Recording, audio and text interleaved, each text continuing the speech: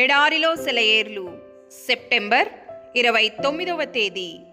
నేను మానక ప్రార్థన చేయుచున్నాను. 109వ కీర్తన 4వ చరణం. ఒక్కొక్కసారి మన ధ్యానాలు అలవాటుగా తొందరగా చేసుకుంటూ వెళ్ళిపోతూ ఉంటాం. ఆ సమయాన్ని చాలామంది నిమిషాల్లో ముగించి వేస్తుంటారు. ప్రఖ్యాతి చెందిన భక్తులు ఎవరైనా ఎప్పుడన్నా ప్రార్థనలో ఎక్కువ సమయం గడపకుండా ఉన్నారని విన్నామా?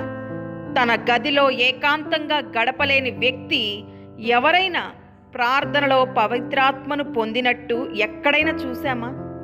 జార్జ్ విట్ఫీల్డ్ అనే భక్తుడు రోజుల తరబడి, వారాల తరబడి నేల మీద సాష్టాంగపడి ప్రార్థనలో గడిపాను అన్నాడు. నీ మోకాళ్ళ మీద నువ్వు ఉంటేనే నువ్వు ఎదగగలవు అన్నది మరొక భక్తుని సాక్ష్యం.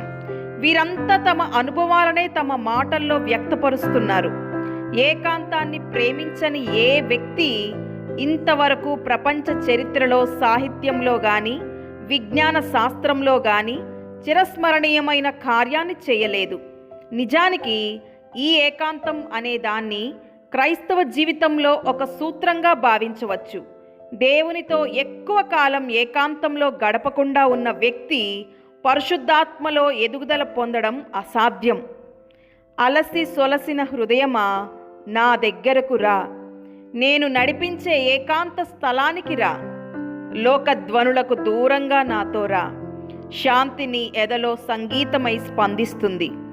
దేవుడి మాటలను దీవించునుగాక. ఆమేన్.